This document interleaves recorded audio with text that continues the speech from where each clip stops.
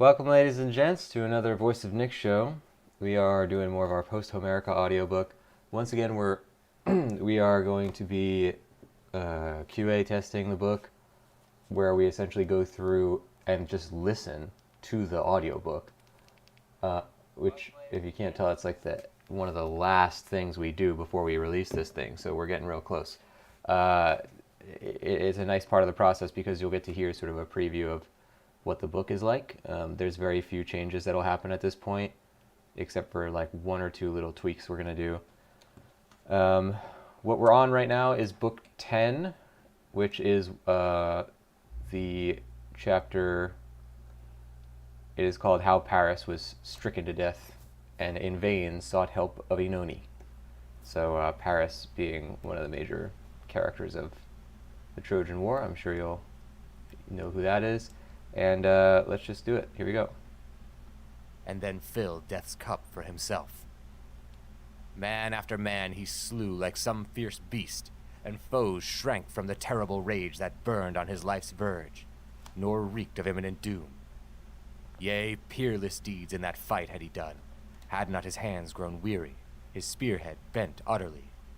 His sword availed him not, snapped at the hilt by fate. Then Medjay's darts smote 'neath his ribs. Blood spurted from his mouth, and in death's agony doom stood at his side.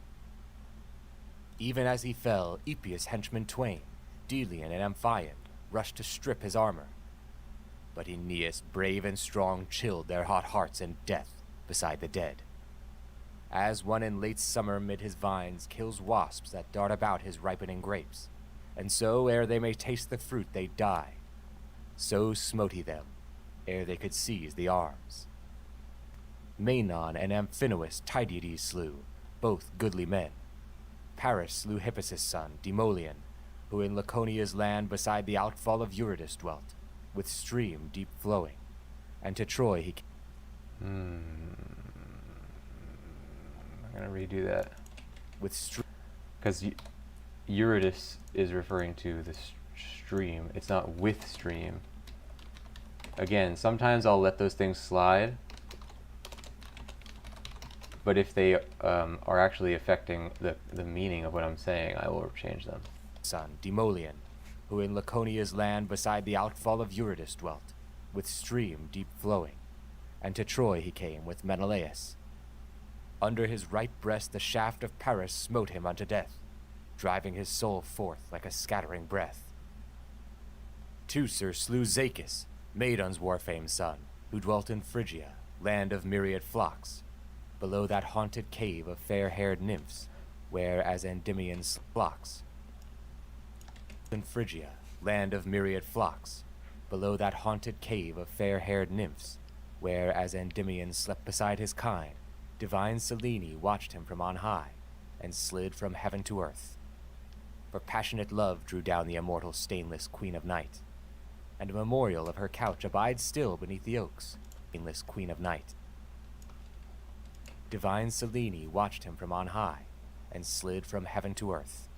For passionate love drew down the immortal stainless queen of night, and a memorial of her couch abides still beneath the oaks. For mid the copses... Yeah, I think we need to switch this for this. And slid from heaven to earth. For passionate love drew down the immortal stainless queen of night, and a memorial of her couch abides still beneath the oaks. For mid I think that's what it is. So now we go back and really listen to it. Because at this stage, this is the last line of defense, so we have to make sure the audio edits are actually correct.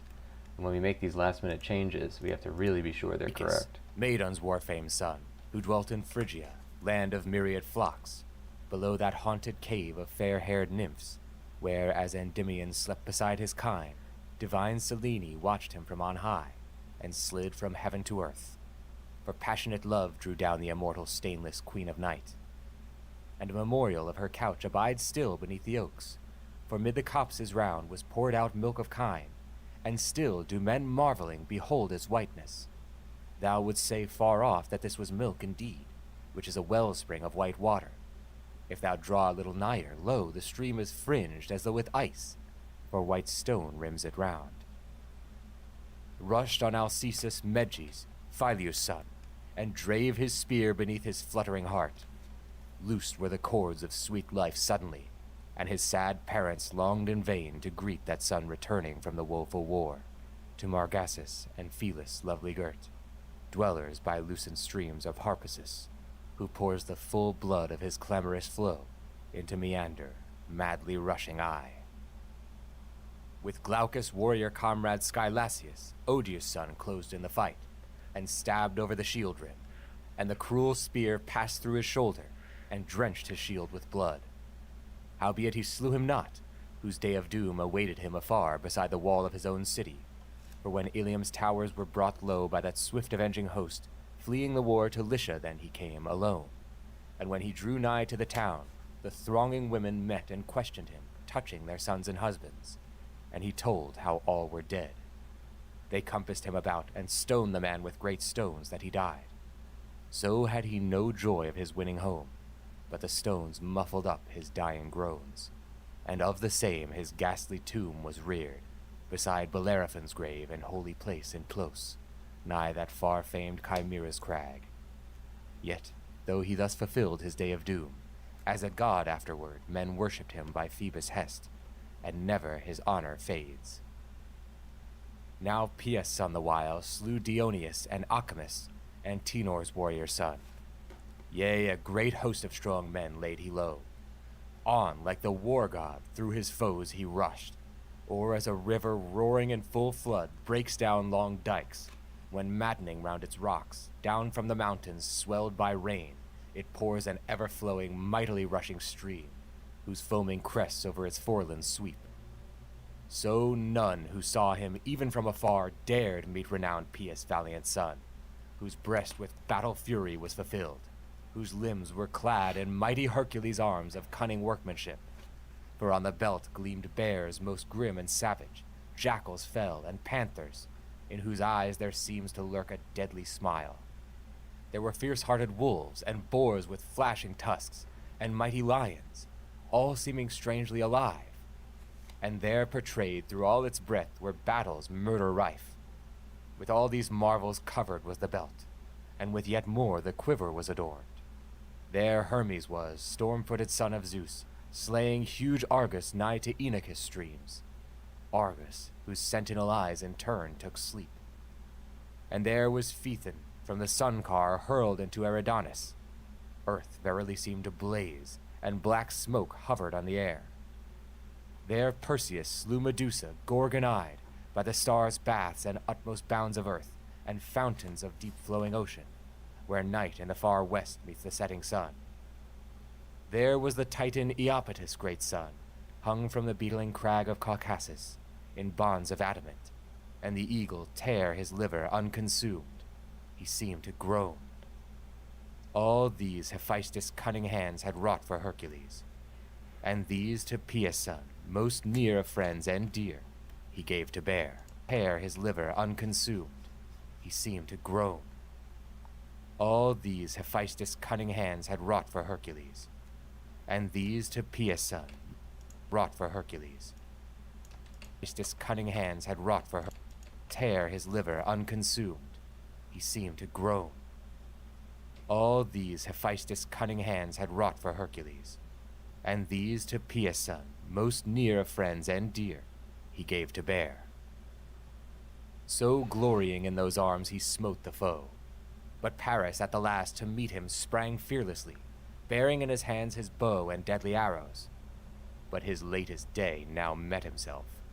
A flying shaft he sped forth from the string, which sang as leapt the dart, which flew not vainly, yet the very mark it missed, for Philoctetes swerved aside a hair-breadth, and it smote above the breast Cleodorus war renowned, and cleft a path clear through his shoulder, for he had not now the buckler broad which wont to fence from death its bearer, but was falling back from the fight, being shieldless, for Polydamas' massy lance had cleft the shoulder belt whereby his targe hung, and he gave back therefore, fighting still with stubborn spear. But now the arrow of death fell on him, as from ambush leaping forth. For so fate willed, I trow, to bring dread doom on noble-hearted Lernus' scion, born of Amphiale, in Rhodes the fertile land. But soon as Pius' battle-eager son marked him by Paris' deadly arrow slain, swiftly he strained his bow, shouting aloud, "Dog, I will give thee death, will speed thee down to the unseen land, who darest to brave me. And so shall they have rest, who travail now for thy vile sake. Destruction shall have end when thou art dead, the author of our bane." Then to his breast he drew the plated cord. The great bow arched, the merciless shaft was aimed straight, and the terrible point a little peered above the bow in that constraining grip. Loud sang the string, as the death-hissing shaft leapt and missed not. Yet was not Paris' heart stilled, but his spirit yet was strong in him. For that first arrow was not winged with death. Wait a second. Constraining grip. Loud sang the string, as the death-hissing shaft leapt and missed the author of our bane. Then to his breast he drew the plated cord. The great bow arched, the merciless shaft was aimed straight, and the terrible point a little peered above the bow in that constraining grip. Yeah, that's right. Loud sang the string, as the death-hissing shaft leapt and missed not. Yet was not Paris' heart stilled, but his spirit yet was strong in him. For that first arrow was not winged with death. It did but graze the fair flesh by his wrist. Then once again the avenger drew the bow, and the barbed shaft of Pius' son had plunged ere he could swerve, twixt flank and groin. No more he abode the fight, but swiftly hasted back, as hastes a dog which on a lion rushed at first, then fleeth terror-stricken back. So he, his very heart with agony thrilled, fled from the war. Still clashed the grappling hosts, man slaying man. Aye, bloodier waxed the fray as rained the blows. Corpse upon corpse was flung confusedly, like thunder-drops, or flakes of snow, or hailstones, by the wintry blast at Zeus's behest strewn over the long hills and forest boughs. So by a pitiless doom slain, friends with foes in heaps on heaps were strown. Sorely groaned Paris. With the torturing wound fainted his spirit. Leeches sought to allay his... Oh, look at that. I already marked this for re-record. Yeah, it should be like, sorely groaned Paris. With the torturing wound fainted his spirit. Leeches sought to allay his frenzy of pain. Or something like that. Like, it's not enough gravity for the moment. So by a pitiless doom slain, friends with foes in heaps on heaps were strown. Sorely groaned Paris. With the torturing wound fainted his spirit. Leeches sought to allay his frenzy of pain. But now drew back to Troy the Trojans, and the Danaans to their ships swiftly returned. For dark night put an end to strife, and stole from men's limbs weariness, pouring upon their eyes pain-healing sleep.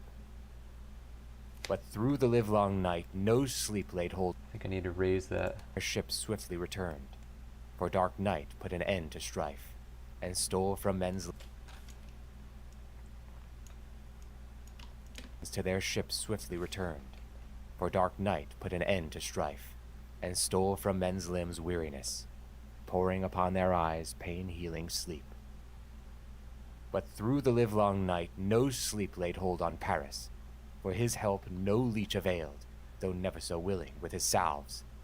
His weird was only by Oenone's hands to escape death's doom, if so she willed. Now he obeyed the prophecy, and he went, exceeding loath, but grim necessity forced him thence, to face the wife forsaken. And he went, Needs to be slightly shorter. Now he obeyed the prophecy, and he went, exceeding loath, but grim necessity forced him thence, to face the wife forsaken. Evil boding fowl shrieked over his head, or darted past to left, still as he went. Now as he looked at them, his heart sank. Now hope whispered, "Haply vain their bodings are." But on their wings were borne visions of doom that blended with his pain.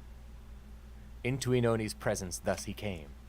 Amazed, her thronging handmaids looked on him, as at the nymph's feet that pale suppliant fell, faint with the anguish of his wound, whose pangs stabbed him through brain and heart, yea, quivered through his very bones, for that fierce venom crawled through all his inwards with corrupting fangs, and his life fainted in him, agony thrilled, as one with sickness and tormenting thirst consumed, lies parched with heart-quick shuddering, with liver seething as in flame, the soul, scarce conscious, fluttering at his burning lips, longing for life, for water longing sore.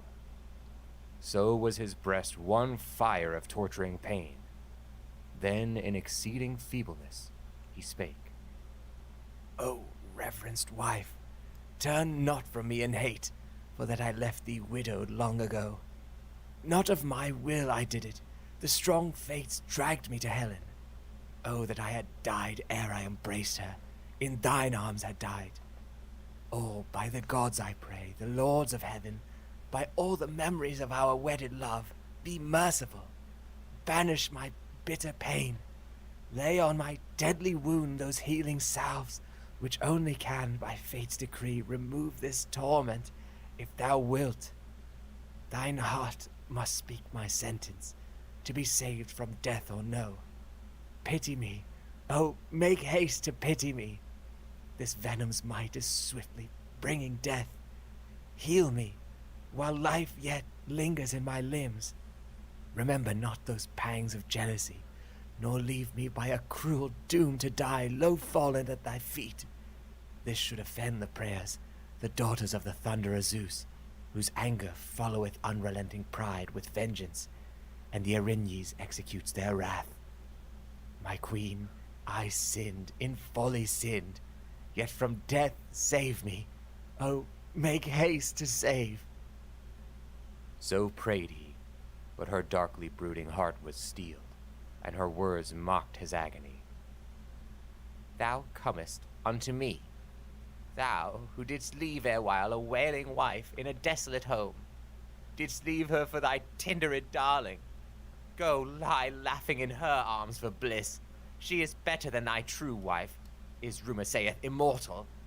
Make haste to kneel to her, but not to me. Weep not to me, nor whimper pitiful prayers. Oh, that mine heart beat with a tigress strength, that I might tear thy flesh and lap thy blood for all the pain thy folly brought on me. Vile wretch, where now is love's queen, glory crowned? Hath Zeus forgotten his daughter's paramour? Have them for thy deliverers. Get thee hence far from my dwelling, curse of gods and men. Yea, for through thee, thou miscreant, sorrow came on deathless gods, for sons and sons' sons slain. Hence from my threshold, to thine Helen go, agonize day and night beside her bed. There whimper, pierced to the heart with cruel pangs, until she heal thee of thy grievous pain." So from her doors she drave that groaning man. Ah, fool, not knowing her own doom, whose weird was straightway after him to tread the path of death. So fate had spun her destiny thread. Then as he stumbled down through Ida's breaks, where doom on his death path was leading him painfully halting, racked with heartsick pain, Hera beheld him, with rejoicing soul, throned in the Olympian palace court of Zeus. And seated at her side were handmaids four, whom radiant-faced Selene bare to the sun to be unwearying ministers in heaven, in form and office diverse each from each. For of these seasons one was summer's queen, and one of winter was diverse each from to be unwearying ministers in heaven, in form and office diverse each from each. For of these seasons one was summer's queen, ministers in heaven, in form and office diverse each from each. For of these seasons one was summer's queen, and one of winter and his stormy star, of spring the third, of autumn-tide the fourth. So in 4 portions parted is man's year, ruled by these queens in turn. But of all this be Zeus himself the overseer in heaven. And of those issues now these spake with her, which baleful fate in her all-ruining heart was shaping to be the birth of the new espousals of Helen, fatal to Deiphobus. The wrath of Helen.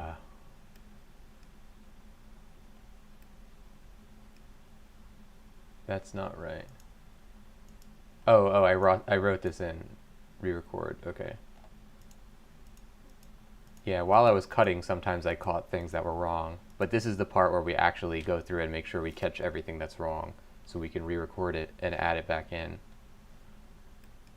Who hoped in vain for that fair bride, and how when he had fled, wroth with the Trojans to the mountain height, Achaea's sons would seize him and would hail unto their ships. How by his counselling strong Tydeus' son should with Odysseus scale the great unto their ships. How by wroth with the Trojans to the mountain height, Achaea's sons would seize him and would hail unto their ships. How by his counselling strong Tydeus' son should with Odysseus scale the great wall, and should slay Alcathous the temple warder, and should bear away Pallas the gracious with her. Hold it. Alcathous. Alcathous, okay.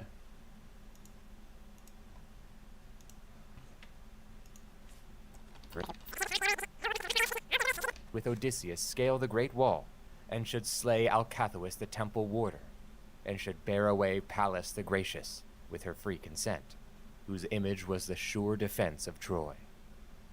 Yea, for not even a god, how wroth soever, had power to lay the city of Priam waste, while that immortal shape stood warder there. No man had carven that celestial form, but Cronos' son himself had cast it down from heaven to Priam's gold-abounding burg. Of these things with her handmaids did the Queen of Heaven hold converse, and of many such. But Paris, while they talked, gave up the ghost on Ida. Never Helen saw him more. Loud wailed ghost on Ida. Never Helen saw him more. I think it's just this part that needs to be raised. Queen of Heaven hold converse, and of many such. But Paris, while they talked, gave up the ghost on Ida. Never Helen saw him more. Loud wailed the nymphs around him, for they still remembered how their nursling wont to lisp his childish prattle, compassed with their smiles. And with them mourned the neatherds light of foot, sorrowful-hearted. Moaned the mountain glens.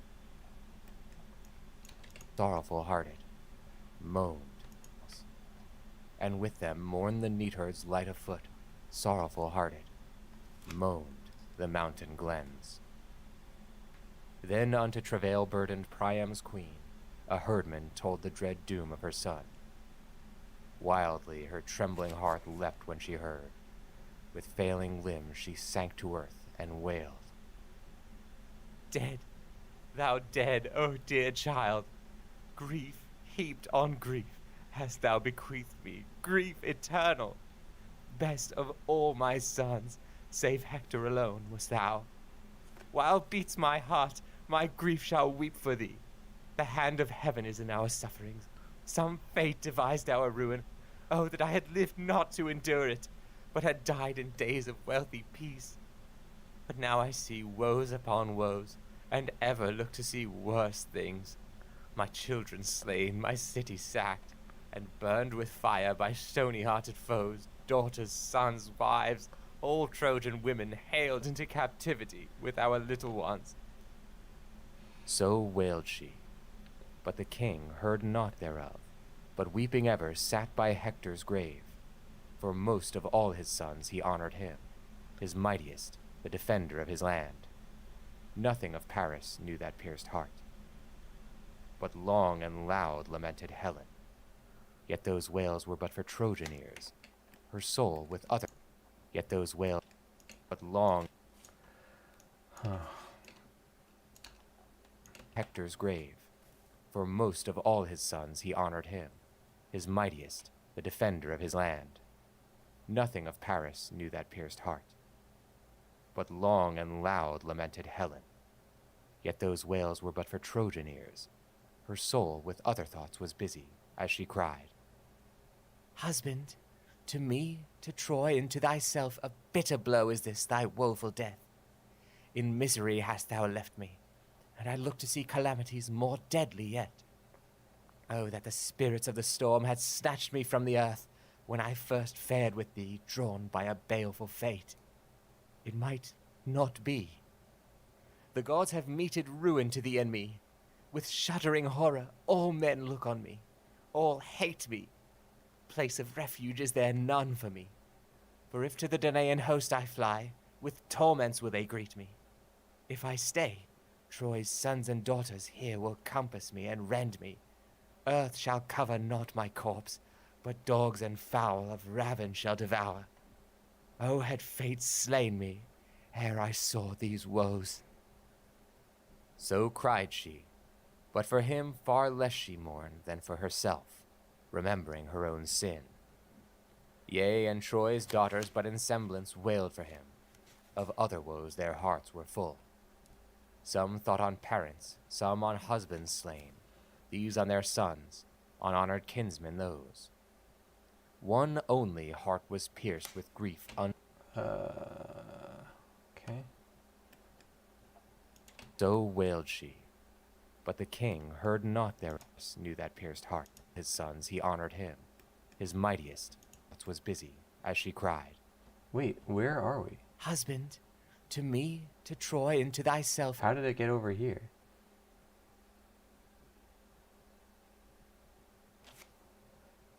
Okay. Woes. So cried she, sons, on honored kinsmen those. This is supposed to be a section break. Other woes their hearts were full. Some thought on parents, some on husbands slain, these on their sons, on honored kinsmen those. One only heart was pierced with grief unfeigned, Oenone. Not with them of Troy she wailed, but far away within that desolate home, moaning she lay on her lost husband's bed. As when the copses on high mountains stand white-veiled with frozen snow, which over the glens the west wind blasts have strown. But now the sun and east wind melted fast, and the long heights with watercourses stream, and down the glades slide as they thaw the heavy sheets, to swell the rushing waters of an ice-cold spring. So melted she, in tears of anguished pain, and for her own, her husband, agonized, and cried to her heart with miserable moans. Woe for my wickedness, O hateful life! I loved mine hapless husband, dreamed with him, to pace to Eld's bright threshold hand in hand, and heart in heart.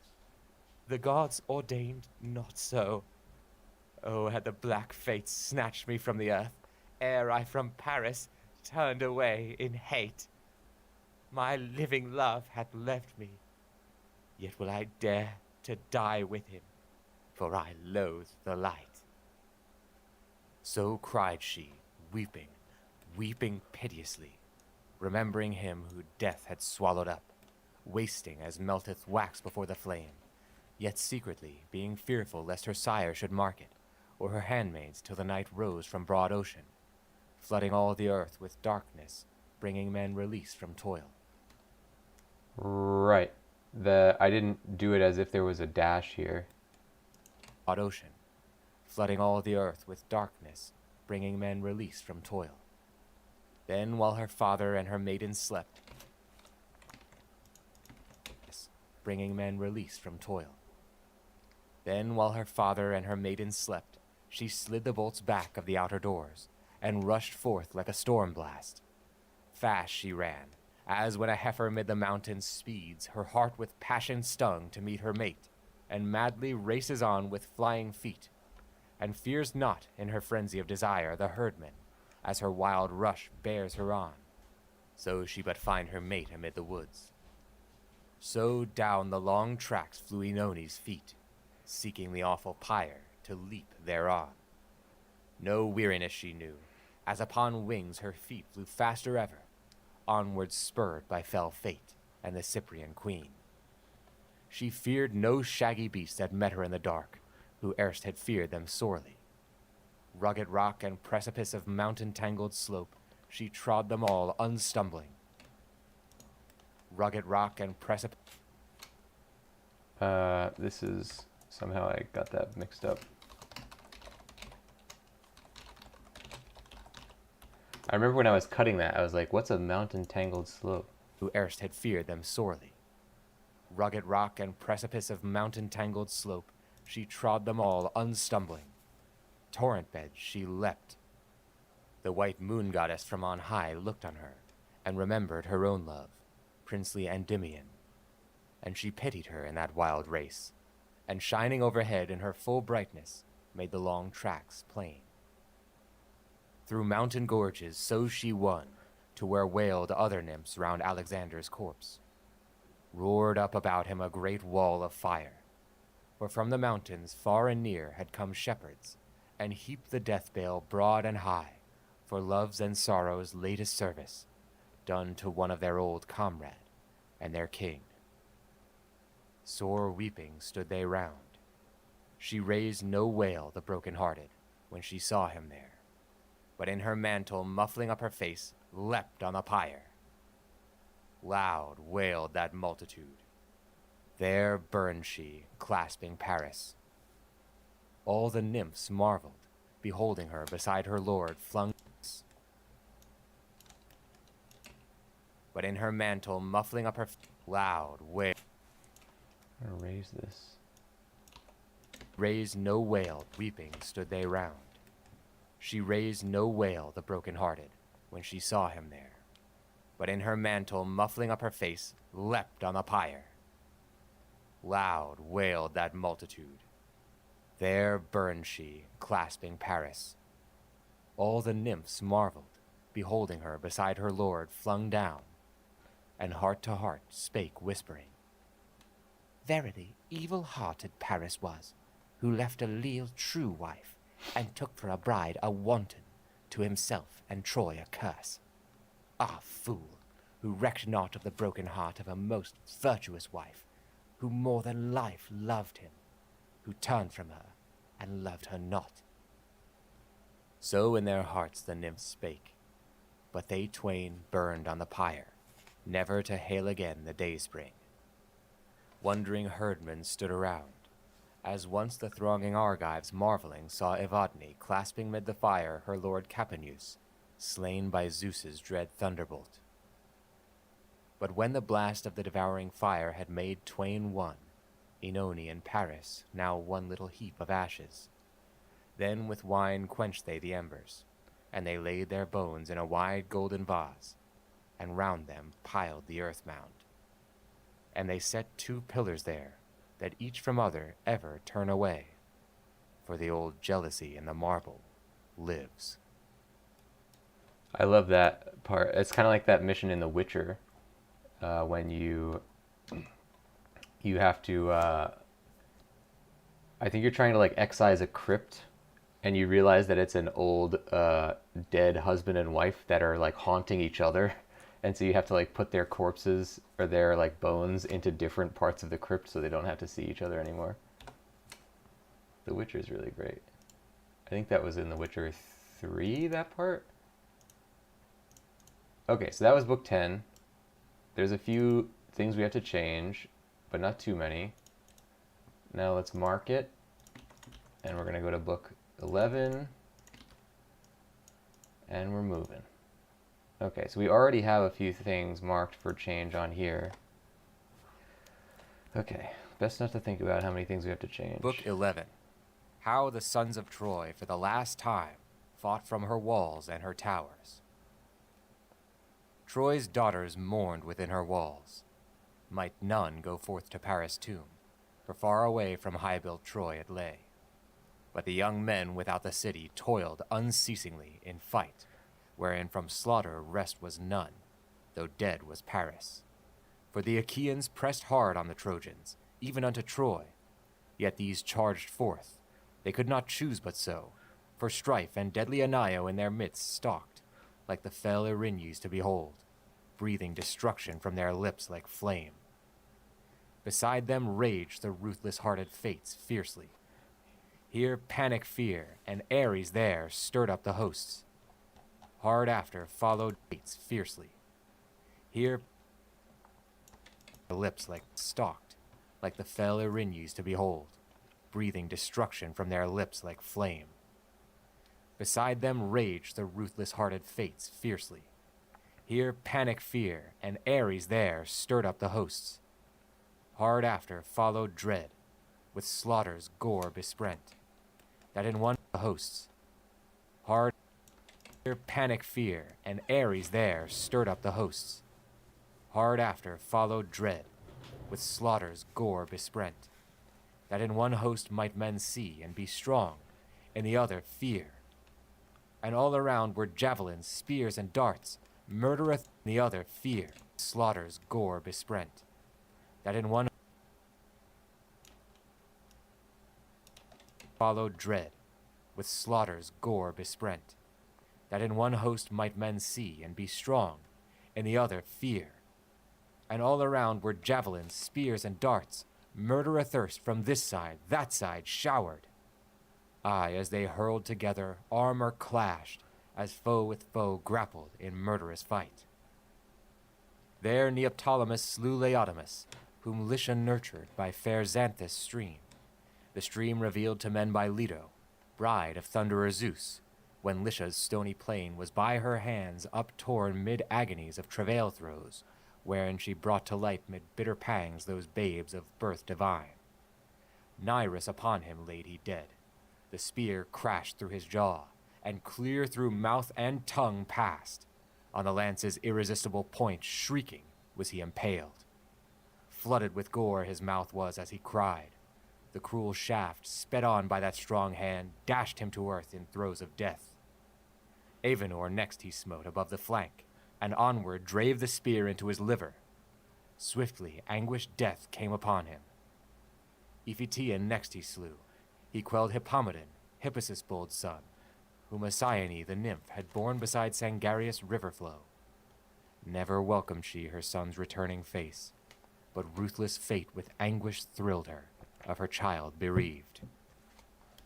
Bremon Aeneas slew, and Andromachus, of Nasus this, of hallowed Lictus that. On one spot both from their swift chariots fell. This gasped for breath, his throat by the long spear transfixed. That other by a massy stone sped from a strong hand on the temple struck, breathed out his life, and black doom shrouded him. The startled steeds, bereft of charioteers, fleeing mid all those corpses, were confused, and princely Aeneas' henchmen seized on them with hearts exulting in the goodly spoil. There Philoctetes with his deadly shaft smote Pyrrhasus, in act to flee the war. The tendons twain behind the knee it snapped, and palsied all his speed. A Danaan marked, and leapt on that maimed man with sweep of sword, shearing his neck through. On the breast of earth the headless body fell, the head far flung went rolling with lips parted as to shriek, and swiftly fleeted thence the homeless soul. Polydamas struck down Eurymachus and Cleon with his spear. From Cyme came, with Nireus following these. Cunning were both in craft of fisherfolk. Polydamas struck down Eurymachus and Cleon with his spear. From Cyme came, with Nireus following these. What I wrote was, didn't say it like a possessive. How would I say it if I was going to do it now? Polydamas struck down Eurymachus and Cleon with his spear. From Cyme came, with Nireus following these. No, I think this is acceptable. I don't think this is a bad line delivery. I think it's just... Sometimes it'll be like a whim that I want to change. I don't think this is incorrect, though. Lydamas struck down Eurymachus and Cleon with his spear. From Cyme came, with Nireus following these. Cunning were both in craft of fisherfolk, to cast the hook baited with guile, to drop into the sea fisherfolk. With Nireus following these. Cunning were both in craft of fisherfolk, to cast the hook baited with guile, to drop into the sea the net, from the boat's prow with the deftest hands swiftly and straight to plunge the three-forked spear. But not from bane their sea-craft saved them now. Eurypylus battle-staunch laid Hellas low, whom Clydo bare beside Gygia's mere, Clydo the fair-cheeked. Face down in the dust outstretched he lay, shorn by the cruel sword. From his strong shoulder fell the arm that held his long spear. Still its muscles twitched, as though fain to uplift the lance for fight in vain, for the man's will no longer... Ah, so yeah, I did it as if there was no dash. A few of these unfortunately, in the file I was narrating from, all of the punctuation didn't come through, and it screwed up my narration sometimes, so like it looked like it said, fain to uplift for the fight in vain, because there was just a space here, there was no dash. And so now when I have the final text, sometimes I have to go back and fix the narration because of that. For the man's will no longer... It's not actually grammatically incorrect, like it's sort of acceptable to say it like that, because it's sort of the same ultimate meaning, but it would be a fun moment.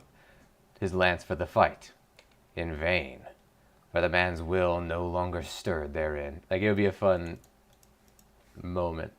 Though fain to uplift the lance for fight in vain. Yeah. For the man's will no longer stirred therein, but aimlessly it quivered, even as leaps the severed tail of a snake malignant-eyed, which cannot chase the man who dealt the wound. So the right hand of that strong-hearted man with impotent grip still clutched the spear for fight. Aeneas and Polydorus Odysseus slew, Ceteians both. This perished by his spear, that by his sword death dealing. Sthenelus smote godlike Abas with a javelin cast. On through his throat and shuddering nape it rushed, stopped where his heart beats, all his limbs collapsed. Now this I think we can fix with time added. Hold on. The javelin cast. On through his throat and shuddering nape it rushed, stopped where his heart beats, all his limbs collapsed. Tydeid. Yeah, because you don't have to do every line like a climactic death scene, because there's a lot of them in this chapter. Godlike Abas with a javelin cast. Let's listen to it from farther back. Malignant-eyed, which cannot chase the man who dealt the wound. So the right hand of that strong-hearted man with impotent grip still clutched the spear for fight. Aeneas and Polydorus Odysseus slew, Ceteians both. This perished by his spear, that by his sword death dealing. Sthenelus smote godlike Abas with a javelin cast. On through his throat and shuddering nape it rushed, stopped where his heart beats, all his limbs collapsed. Tydeid slew... Yeah, that works perfectly. So sometimes we're actually removing things that need to get fixed because we're realizing now they are not actually bad. I am having a bad feeling though. I gotta go back to chapter 10. For some reason I want to say that I didn't save it. That can't be possible though, right? Rugged rock and precipice of mountain tangled... Okay, I know that we did this part on stream. Tangled mountain, mountain tangled. Okay, we did save it. That would be bad if we didn't save our progress. Godlike Abas with a javelin cast. On through his throat and shuddering nape it rushed, stopped where his heart beats, all his limbs collapsed. Tydeid slew Laodocus. Melius fell by Agamemnon's hands. Deiphobus smote Alcimus and Dryas. Hippasus, how war-renowned soever, Agenor slew, far from Peneius. Hippicus. Melius fell by Agamemnon's hands. Deiphobus smote Alcimus and Dryas. Hippasus, how war-renowned soever, Agenor slew, far from Peneus river, crushed by fate. Love's Agenor slew, far from Peneus river, crushed by fate. Love's nursing debt to parents never he paid. Lamus and stalwart Leancus Thoas smote. And Meriones slew Lycon. Menelaus laid low Archelicus. Upon his home looked down Coricia's ridge. And Meriones slew Lycon. Menelaus laid low Archelicus. Upon his home looked down Coricia's ridge, and that great rock of the wise fire god, marvelous in men's eyes. For thereon night long, day long, unto him fire blazes, tireless and unquenchable. Laden with fruit around it palm trees grow, while tireless and unquenchable. Needs to be shorter. Long, day long, unto him fire blazes, tireless and unquenchable. Laden with fruit around it palm trees grow. Yeah, I think something like that. Fire blazes, tireless and unquenchable. Laden with fruit around it palm trees grow, while mid the stones fire plays about their roots. God's work is this, a wonder to all time. By Teucer, princely Hippomedon's son was slain, Menides. As the archer drew on him, rushed he to smite him. But already hand and eye and bowcraft keen were aiming straight on the arching horn the shaft. Yeah. It should be saying, but already hand and eye and bowcraft keen were aiming straight on... Wait. Is it supposed to be that, though?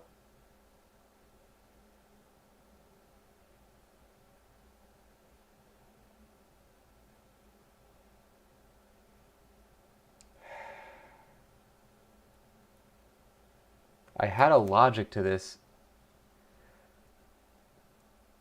His hand and eye and his abilities to shoot were aiming straight. As if there's a period here, but there's not. On the arching horn was the shaft. The arching horn being the arrow, which I guess is like, or the bow is arching because he's drawing it back. The shaft was laid on it. Hand and eye and bowcraft keen were aiming straight. On the arching horn, the shaft. I don't know. I kind of like this. I don't think it really adds that much dramatically. It's not necessarily correct what we have here, but I don't mind it. By Teucer, princely Hippomedon's son was slain, Menides. As the archer drew on him, rushed he to smite him. But already hand and eye and bowcraft keen were aiming straight on the arching horn the shaft. Swiftly released, I'm going to take that out. I think it works. Yeah, it's interesting. Like, the process of doing a piece of text like this that's so complicated, and there's so many characters that are referred to by like 80 different names, and you know the all the words are written like, you know, very flowery and stuff.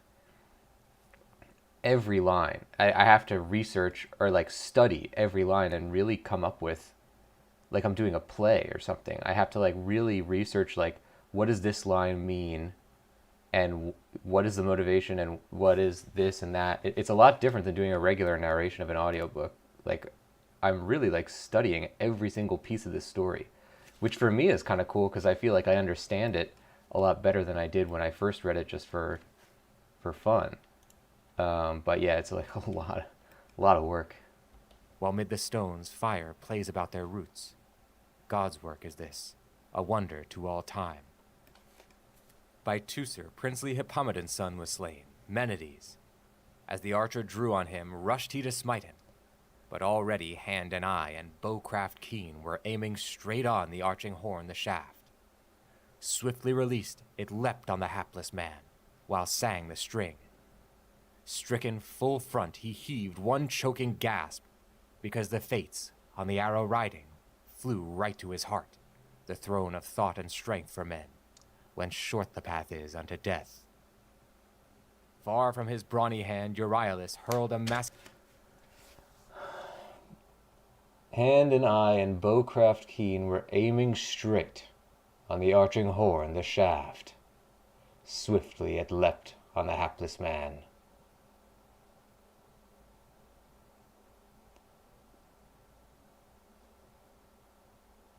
We're aiming straight on the arching horn the shaft. Yeah, I'm gonna redo it.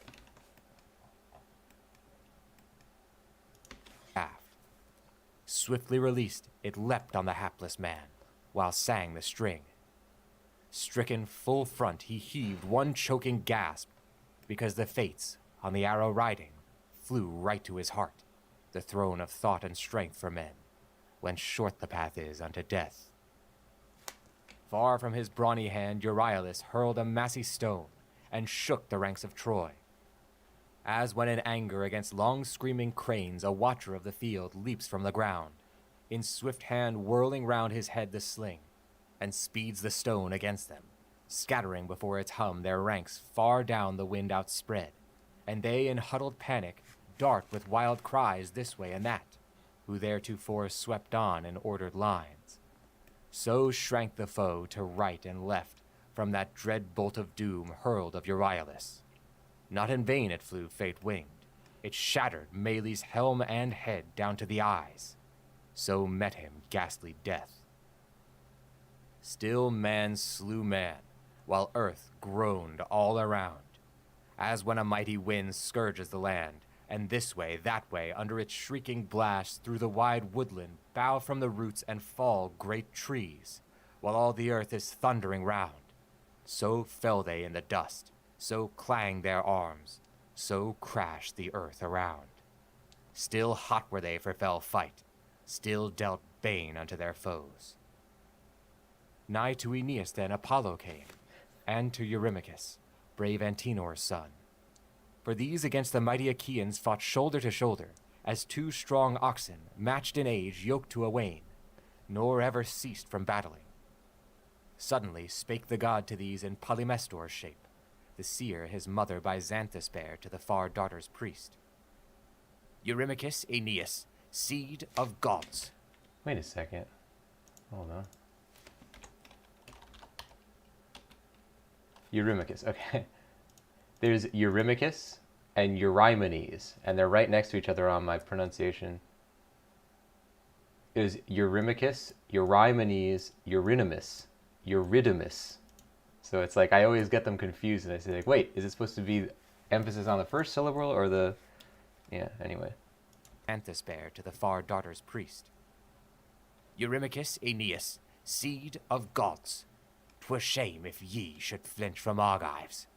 Nay, not Ares' self should joy to encounter you, and ye would face him in the fray. For fate hath spun long destiny threads for thee and thee. He spake, and vanished, mingling with the winds. But their hearts felt the gods' power. Suddenly flooded with boundless courage were their frames, maddened their spirits.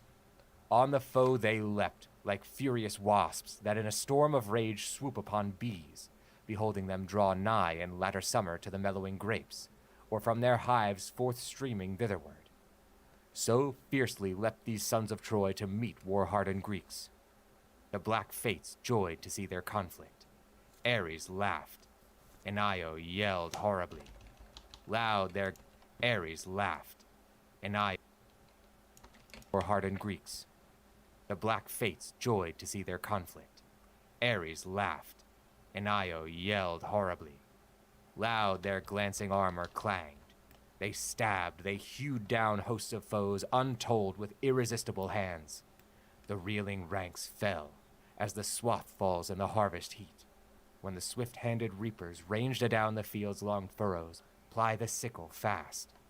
So fell before their hands ranks numberless. With corpses earth was heaped, with torrent blood was streaming. Strife incarnate over the slain gloated. They paused not from the awful toil. Yeah, I agree with this. So I'm going to re-record this like... With corpses earth was heaped, with torrent blood was streaming. Strife incarnate over the slain gloated. Like that, where it's like the end of an idea. They paused streaming. Strife incarnate over the slain gloated. They paused not from the awful toil, but I pressed on, like lions chasing sheep. Then turned the Greeks to craven flight. All feet unmaimed as yet fled from the murderous war. I followed on Anchises' warrior son. all feet unmaimed as yet, fled from the murderous war. I followed on Anchises' warrior son, smiting foes' backs with his avenging spear. On pressed Eurymachus, while glowed the heart of healer Apollo. Yep, this same thing as well. If you want to redo this, it would be like smiting foes' backs with his avenging spear.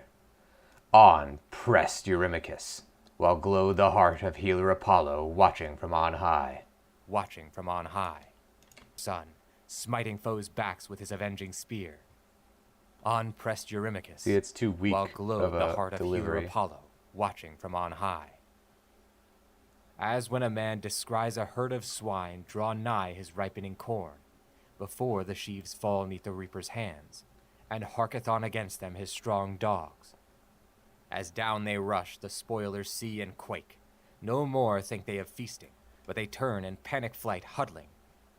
Fast follow at their heels the hounds, biting remorselessly, while long and loud squealing they flee, and joys the harvest lord. So rejoiced Phoebus, harvest lord. So rejoiced Phoebus. Alright, I gotta listen to this again. Fall 'neath the reaper's hands, and harketh on against them his strong dogs. As down they rush, the spoilers see and quake. No more think they of feasting, but they turn in panic flight, huddling. Fast follow at their heels the hounds, That's it. biting. That needs to be shorter. See, it's hard. You can't really trust the punctuation in these kinds of texts because they have very strange logic to the punctuation a lot of times. Like semicolons, colons are like full stops. Commas sometimes are full stops. But like that's just like the way they're written. So you can't, when you're narrating it, you can't always do it the way that it's punctuated. No more think they of feasting, but they turn in panic flight, huddling. Fast follow at their heels the hounds, biting remorselessly, while Yeah, I think that's right. and harketh on against them his strong dogs.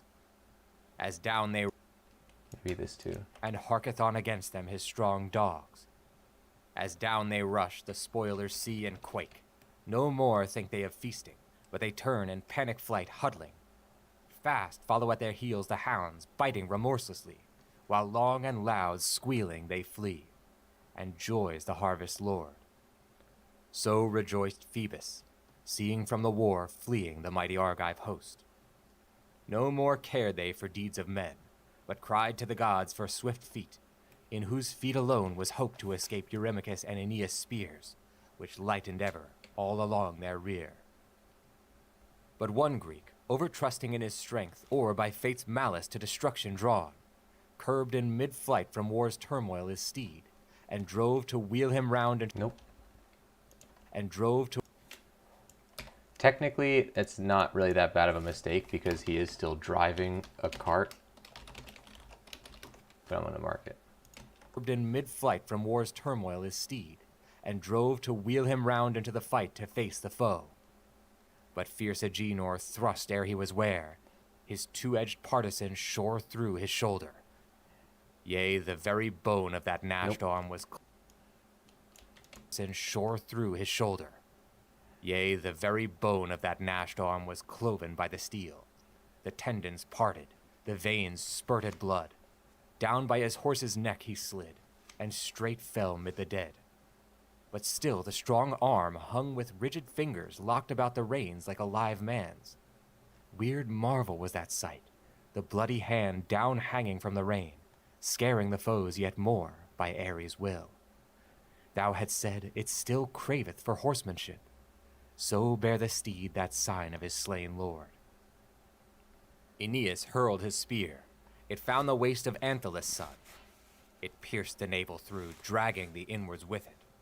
Stretched in dust, clutching with agonized hands at steel and bowels, horribly shrieked he. Tore with his teeth the earth, groaning, till life and pain forsook the man. Scared were the Argives, like a startled team of oxen neath the yoke bands straining hard. What time the sharp-fanged gadfly stings their flanks athirst for blood, and they in frenzy of pain start from the furrow, and sore disquiet for blood. The sharp-fanged gadfly stings their flanks athirst for blood, and they in frenzy of pain start from the furrow, and sore disquieted the hind is for marred work, and for their sake, lest haply the recoiling plowshare light on their leg sinews and hamstring his team. So were the Danaans scared, so feared for them Achilles' son, and shouted thunder-voiced, "Cravens, why flee like..." I think that needs to be a little shorter. So were the Danaans scared, so feared for them Achilles' son, and shouted thunder-voiced, "Cravens, why flee like starlings nothing worth, scared by a hawk that swoopeth down on them? Come, play the men. Better it is by far to die in war than choose unmanly flight." Then to his cry they hearkened, and straightway were of good heart. Mighty of mood, he leapt upon the Trojans, swinging in his hand the lightning spear. Swept after him his host of Myrmidons, with hearts swelled with the strength resistless of a tempest. So the Greeks won breathing space. With fury like his sires, one after other slew, resistless of a tempest. So the Greeks won breathing space. With fury like his sires, one after other slew he of the foe. Recoiling back they fell, as waves unrolled by Boreas foaming from the deep to the strand, are caught by another blast, that whirlwind-like leaps in a short lull of the north wind forth, smites them full face, and hurls them back from the shore. So them that erewhile on the Danaans pressed, godlike Achilles' son now backward hurled. A short space only, brave Aeneas' spirit let him not flee. Okay, that's a total botched line. A short space. That's another instance where not having the punctuation screwed me. Achilles' son now backward hurled. A short space only.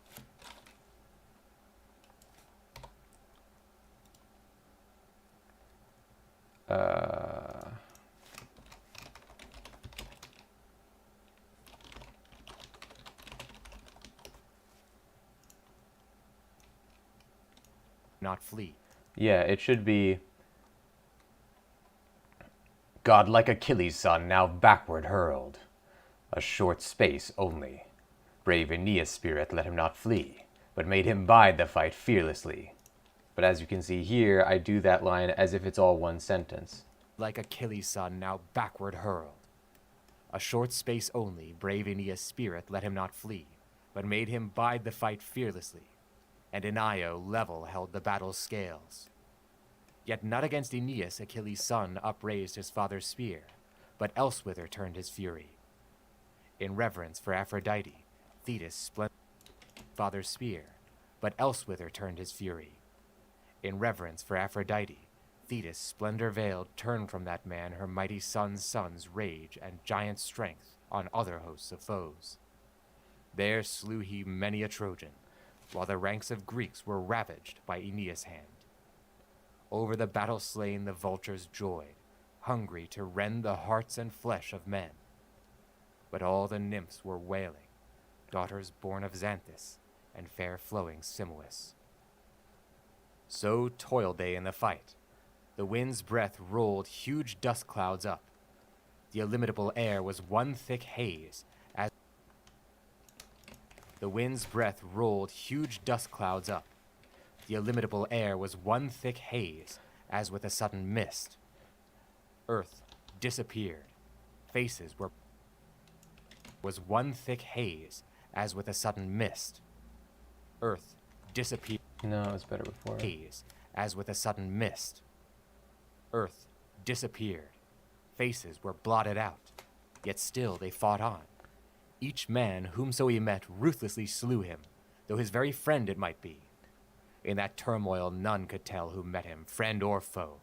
Blind wilderment enmeshed the hosts. And now had all been blent confusedly, had perished miserably, all falling by their fellows' murderous swords, had not Cronion from Olympus helped their sore strait, and he swept aside the dust of conflict, and he calmed those deadly winds. Yet still the hosts fought on, but lighter far their battle travail was, who now discerned who fought on. And he swept aside the dust of conflict, and he calmed those deadly winds. Yet still the hosts fought on, but lighter far their battle travail was, who now discerned whom in the fray to smite and whom to spare. The Danaans now forced back the Trojan host, the Trojans now the Danaan ranks, as swayed the dread fight to and fro. From either side darts leapt and fell like snowflakes. Far away shepherds from Ida, trembling, watched the strife, and to the heaven abiders lifted hands of supplication, praying that all their foes might perish, and that from the woeful war Troy might win a breathing space, and see at last a day of freedom. The gods hearkened not. Far other issues win a breathing space, and see at last a day of freedom. The gods hearkened not. Far other issues fate devised. What am I hearing here? Far There's like 2 F's. Probably an editing problem. hearken not. Far other issues fate devised. Yeah, that's it. The gods hearken not. Far other issues fate devised, nor recked of Zeus the Almighty, nor of none beside of the immortals. Her unpitying soul. Welcome, Plot King, to the show. We're currently checking through our edits of the chapters, and all we gotta do after that is do any of the replacement lines that are needed. We're getting pretty close. Welcome in, Plot King. Almighty, nor of none beside of the immortals. Her unpitying soul cares not what doom she spinneth with her thread inevitable, be it for men newborn or cities. All things wax and wane through her. So by her hest the battle travail was swelled twixt Trojan chariot lords and Greeks that closed in grapple of fight. They dealt each other death ruthlessly. No man quailed, but stout of heart fought on, for courage thrusts men into war. But now when many had perished in the dust, then did the Argive men prevail at last by stern decree of Pallas, for she came into the heart of battle, hot to help the Greeks lay waste to Priam's glorious town. Then Aphrodite, who lamented sore for Paris slain, snatched suddenly away renowned Aeneas from the deadly strife, and poured thick mist about him. Fate forbade that hero any longer to contend with Argive foes without the high-built wall. Yea, and his mother sorely feared the wrath of Pallas passing wise, whose heart was keen to help the Danaans now. Yea, feared, lest she might slay him even beyond his doom, who spared not Ares' self, a mightier far than he. Good, let's give it a save. Plot King saying, what'll this be available on? So, the audiobook version that we're making right now is going to be on Audible, as well as on Amazon. And the illustrated edition that we've been making the art for, that's going to be available on Amazon in text form. The audiobook will also include a PDF showing the illustrations attached to it, though. So people who get the audiobook will have it. Speaking of which, the illustrated edition has actually already been submitted to the Amazon store, so I've been checking every once in a while to see if it actually shows up. Wouldn't it be fun if it's on the Amazon store, if it shows up during the episode? I don't have too high hopes, though, because it's been taking a little bit. Yeah, it's not up there yet. But we'll keep our eyes open. Yeah, so the name Posthomerica, The Fall of Troy, it'll have my username, The Voice of Nick, as the editor of the edition. So that's where to find it. There'll of course be links on the channel once it's actually available. Fate forbade that hero any longer to contend with Argive foes without the high-built wall. Yea, and his mother sorely feared the wrath of Pallas passing wise, whose heart was keen to help the Danaans now. Yea, feared, lest she might slay him even beyond his doom, who spared not Ares' self, a mightier far than he. No more the Trojans now abode the edge of fight, but all disheartened backward drew. For like fierce ravening beasts, the Argive men leapt on them, mad with murderous rage of war. Choked with their slain the river channels were, heaped was the field. In red dust thousands fell, horses and men, and chariots overturned were strewn there. Blood was streaming all around like rain. for deadly doom raged through the fray. Men stabbed with swords and men impaled on spears lay all confusedly, like scattered beams, when on the strand of the low thundering sea men from great girders of a tall ship's hull strike out the bolts and clamps, and scatter wide long planks and timbers, till the whole broad beach is paved with beams overplashed by darkling surge. So lay in dust and blood those slaughtered men, rapture and pain of fight forgotten now. A remnant from the pitiless strife escaped, entered their stronghold, scarce eluding doom. Children and wives from their limbs blood besprent, received their arms bedabbled with foul gore, and baths for all were heated. Leeches ran through all the town in hot haste to the homes of wounded men, to minister to their hurts. Here wives and daughters moaned round men come back from war.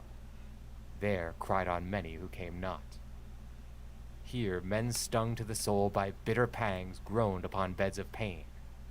There toil-spent men turned them to supper, on many who came not. Here men stung... That's no good.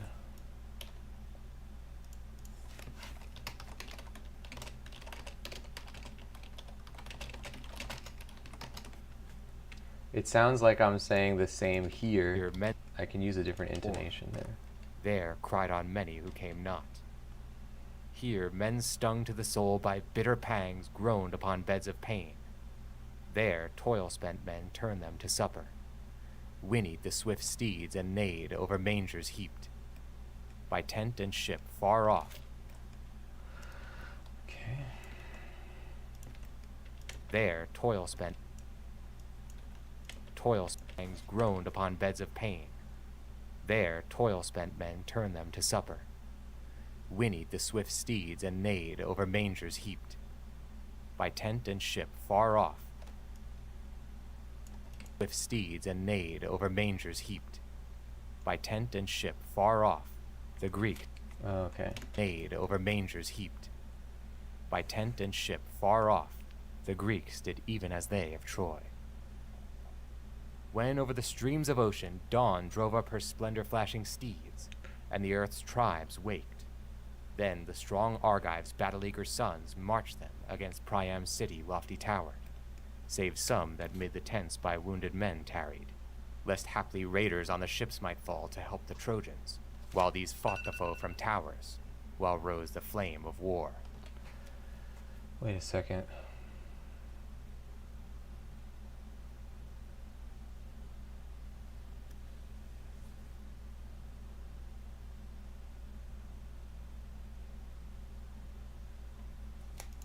Her sons marched them against Priam's city lofty towered, save some that mid the tents by wounded men tarried. I wouldn't do... Okay.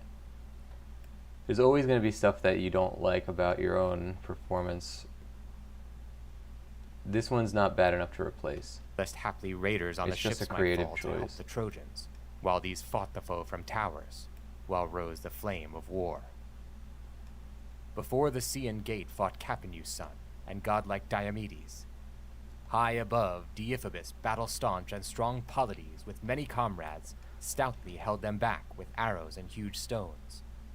Clanged evermore the smitten helms and shields that fenced strong men from bitter doom and unrelenting fate. Before the gate Idaean Achilles' son set in array the fight. Around him toiled his host of battle-cunning Myrmidons. What does this say? Wrong emphasis. Do it as if Idaean is the second bullet point. Men from bitter doom and unrelenting fate. Before the gate Idaean Achilles' son set in array the fight. Oh yeah, so it would be like, before the gate Idaean, Achilles' son set in array of fight. So it would be like, because the first one was before the Scaean gate, the second one was before the gate Idaean. Okay. Set in array the fight. Around him toiled his host of battle-cunning Myrmidons. Helenus and Agenor, gallant-souled, down-hailing darts, against them held the wall, aye, cheering on their men. No spurring these needed, to fight hard for their country's walls. Odysseus and Eurypylus made assault unresting on the gates that fated the plain and looked to the swift ships. From wall and tower with huge stones, brave Aeneas made defense. In battle stressed by Simois, Teucer toiled. Each endured hardness at his several post. Then round war-wise Odysseus men renowned, by that great captain's battle cunning ruled. Locked shields together, raised them over their heads, ranged side by side, that many were made one. Thou hadst said it was a great hall's solid roof, which no tempestuous wind blast misty wet can pierce, nor rain from heaven in torrents poured. So fenced about with shields firm stood the ranks of Argive. From heaven in torrents poured. So fenced about with shields firm stood the ranks of Argives, one in heart for fight, and one in that array close welded. From above the Trojans hailed great stones, as from a rock rolled these to earth. Full many a spear and dart and galling javelin in the pierced shields stood. Some in the earth stood. Many glanced away with bent points, falling baffled from the shields battered on all sides.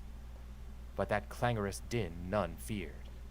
None flinched, as pattering drops of rain they heard it. Clangorous din none feared. None flinched, as pattering drops of rain they heard it. Up to the rampart's foot they marched. None hung back. Shoulder to shoulder on they came, like a long lurid cloud that over the sky Cronian trails in wild midwinter tide.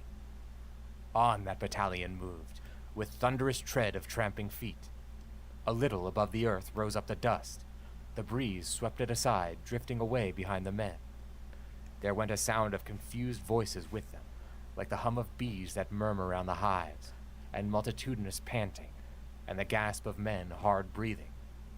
Exceeding glad, the sons of Atreus, glorying in them, saw that wall unwavering of doom denouncing war. In one dense mass against the city gate they hurled themselves, with twy-bills strove to breach the long walls, from their hinges to upheave the gates, and dash to earth. The pulse of strove to breach the long walls, from their hinges to upheave the gates, and dash to earth. The pulse of hope beat strong in those proud hearts, but not availed targes nor levers, when Aeneas' might swung in his hands like a stone, a thunderbolt, hurled it with uttermost strength, and hurled it with uttermost strength, and dashed to death all whom it caught beneath the shields. As when a mountain's precipice edge breaks off and falls on pasturing goats, and all that graze thereby tremble, so were those Danaans dazed with dread. Stone after stone he hurled on the reeling ranks. As when amid the hills Olympian, Zeus with thunderbolts and blazing lightning rends from their foundations crags that rim a peak, and this way that way sends them hurtling down. Then the flocks tremble, scattering in wild flight. So quailed the Achaeans, when Aeneas dashed to sudden fragments all that battle wall molded of adamant shields, because a god gave more than human strength. No man of them could lift his eyes unto him in that fight, because the arms that lapped his sinewy limbs flashed like the heaven-born lightnings.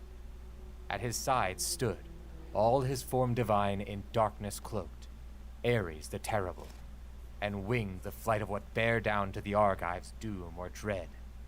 He fought as when Olympian Zeus himself from heaven in wrath smote down the insolent bands of giants grim, and shook the boundless earth, and sea, and ocean, and the heavens, when reeled the knees of Atlas neath the rush of Zeus. So crumbled down beneath Aeneas' bolts the Argive squadrons. All along the wall wroth with the foemen rushed he. From his hands whatso he lighted on in onslaught haste hurled he, for many a battle-staying bolt lay on the walls of those staunch Dardan men. With such Aeneas stormed in giant might, with such drave back the thronging foes. All round the Trojans played the men.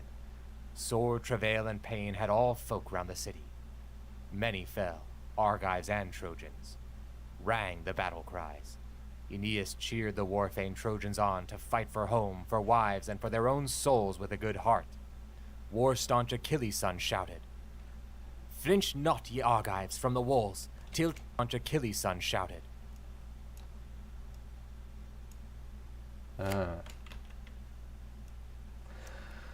Huh, I already shortened this. Let's see. Argives and Trojans. Rang the battle cries. Aeneas cheered the war-fain Trojans on to fight for home, for wives, and for their own souls with a good heart. War-staunch Achilles' son shouted, "Flinch not, ye Argives, from the walls, till Troy be taken and sink down in flames." And round these twain an awful measureless roar rang, day long as they fought. No breathing space came from the war to them whose spirits burned, these to smite Ilium, those to guard her safe. But from Aeneas valiant... Good.